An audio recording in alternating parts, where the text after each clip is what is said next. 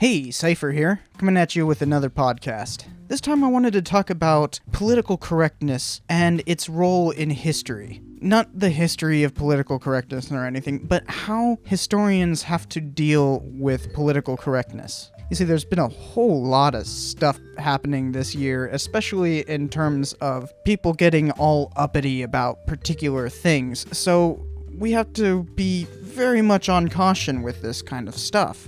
I mean, at my school, they've been sending out emails practically twice a week saying, like, this is not acceptable at our school to have X happen, and it's gotten pretty tedious, to be honest.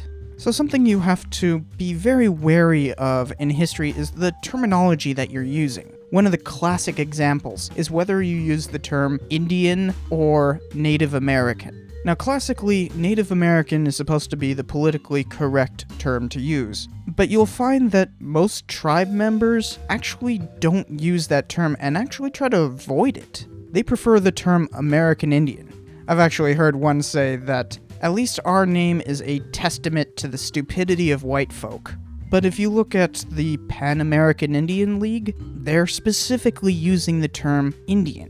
Now, this has a long history in terms of the fact that Native American actually only refers to people who were born within the United States. And so that is kind of problematic because most Americans are technically Native American. Even though the politically correct term is to use the term Native American, it can actually be a bit of a disservice to use that term. What's worse is the origination of Native-American comes from a political party that used to be called the Nativists, or sometimes colloquially the Know-Nothing Party. And let's just say they were not politically correct in their usage. They were basically using the term Native American to say that we are the true Americans and those immigrants who are coming from Ireland are not true Americans.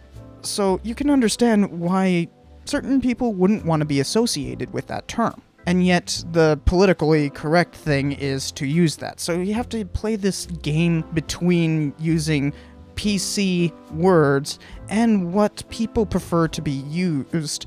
And what's worse, you also have to be dealing with primary sources. And certain words, like, for instance, Negro, or, we'll avoid the more harsh term that is derived from the same word. These words would often be used without any kind of racial slur or anything like that, but just simply to connotate somebody who is black. And even black now is sometimes interpreted as a racialized term that is pejorative. And we're supposed to use African American. That gets really problematic, though, when you're talking about people who aren't American, for instance. And all of these American things, Mexican American, Indian American, African American, all of those American type things require more verbosity. You have to say more in order to get across the same point. So at some point you have to decide whether or not to use the politically correct term or the term that was being used at the time. And since you're dealing with primary sources, you inevitably have to go with the term that was being used at the time, so long as it's not pejorative. Now, black is not pejorative. Indian is not pejorative. These are racial terms, for sure, but so is African American, Native American, all of that. And ultimately, if they called themselves that, you kinda just gotta go with it. And there's a final point to all of this that is missed in the media, and especially things like South Park. While using PC terminology to try to avoid these issues is, I guess, a laudable goal, it does not complete what it proposes to do.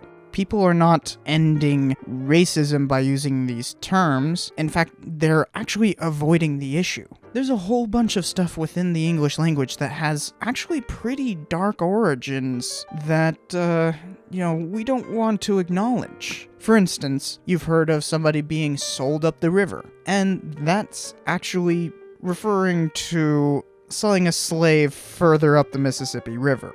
It's actually pretty pejorative in its usage. Or for instance, another famous one is the rule of thumb, where the original connotation has to do with how big of a stick you can beat your wife with. Now, I'm pretty pretty sure nobody wants to have that associated with what they're saying. But if they're using terms like rule of thumb or sold up the river, then they're actually using these incredibly racist or sexist terms. But I think just accepting that that is part of the language and knowing that it is somewhat racist or sexist and continuing to use it anyways is actually a much better goal, because then we actually have to acknowledge our differences and acknowledge what is being said and the incredible history behind the very words that we use. So political correctness is much more of a problem than a solution. I can understand trying to be reactionary. For instance, all this stuff that we've had concerning the Confederate flag. It's understandable that people want to react and shove off the shackles of bad events and show that we've progressed. But being able to accept that those things are bad and continue to function with that in our society, our language, and even our symbolism is truly showing progress. Trying to shove it away as if it didn't happen is not accepting it. It is trying to force acceptance rather than actually make it. So I think that's about all I have to say on that, so don't forget to like and subscribe, and I'll see you next time.